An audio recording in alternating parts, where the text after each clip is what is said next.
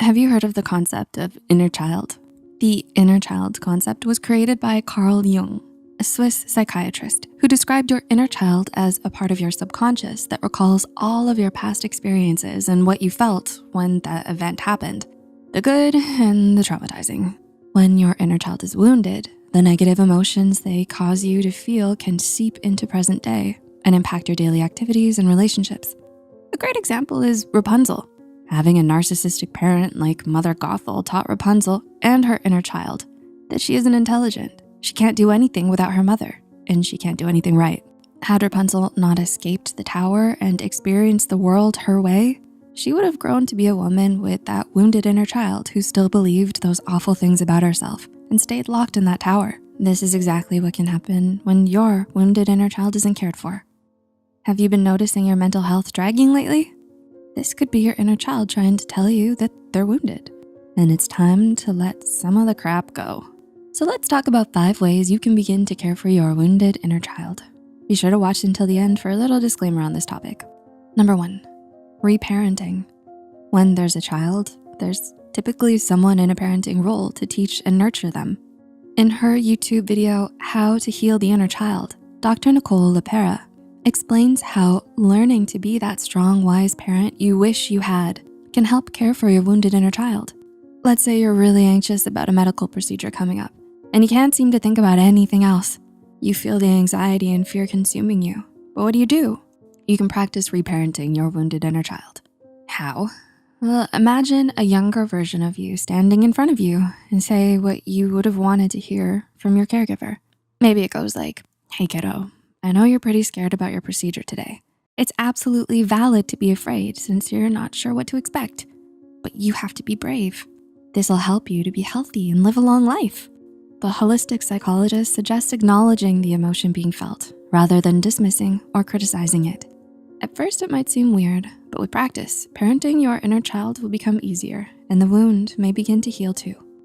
Number 2, earning trust. When your inner child is wounded, chances are it's because you've been taught bad lessons or told lies throughout your actual childhood.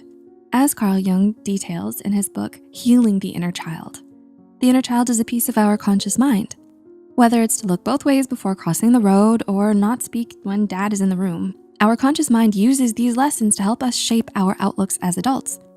Think back to our friend, Miss Rapunzel, and Mother Gothel. Mother of the Year over here basically told her kid she needs to be locked up for life to be safe because she's so weak, stupid, and gullible. After all of the negativity, Rapunzel's inner child believed that she was better off locked away. In reality, Rapunzel knows her way around a frying pan and can take care of herself. When you approach the inner child as that wise inner parent, you need to show them it's okay to trust you by providing healthy advice. For Rapunzel, that might sound like, "You are smart, strong, and brave. You have plenty to share with this world." It sounds a lot better than being locked away in a tower, am I right? Number 3, explore the past. If your inner child is wounded enough to be giving you some mental grief, you can assume that they've been through a lot of trauma in the past. In the book, Recovery of Your Inner Child by Lucia Cappuccioni, they suggest calling on your inner child to help uncover all types of memories, even some to help explain your trauma or triggers. One method Cappuccioni suggests is calling on your inner child. Grab a piece of paper and something to write with, it can even be a crayon, and put it in your non-dominant hand and draw a time your inner child was truly happy or truly upset.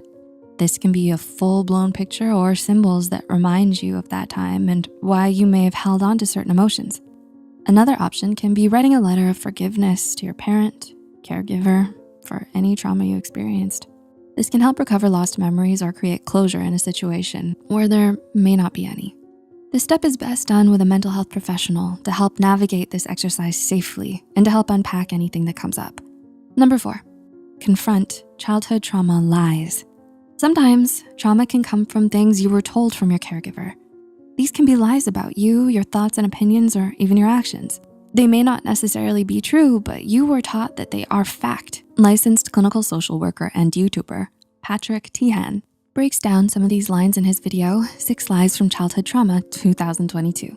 Some examples are, the real you isn't acceptable, or people don't wanna get to know you. In adulthood, these lies can cause you to be a people pleaser and to downplay your likes and opinions or feel ashamed of yourself. Anyone remember the movie Black Swan? You have a 20-something young adult Nina living with mom in New York City. With those rent prices, okay, I get it. But mother keeps telling her that she's basically incapable of doing anything without her. Not cool, and not true. When these lies come up, Patrick tells us it's best to identify the source of the words. Is this something you say and believe, or is this something you've been conditioned to believe from a caregiver? And number 5, be mindful. It can be really easy to get wrapped up in old habits, especially when you're trying to create new ones, believe me. Say you have a parent with very narcissistic tendencies. It may be a daily uphill battle to not act like them when in a parenting or authoritative role. However, it may be a bit easier when they're being mindful of their actions, thoughts, and words. Thich Nhat Hanh, Vietnamese Zen master and author, explains that the first function of mindfulness is for us to open our awareness enough to recognize those unhealthy thoughts, words, actions, and patterns. Through this way of thinking, you can also become aware of your inner child and what they need to continue healing. How do you do this? Just think before you speak and act.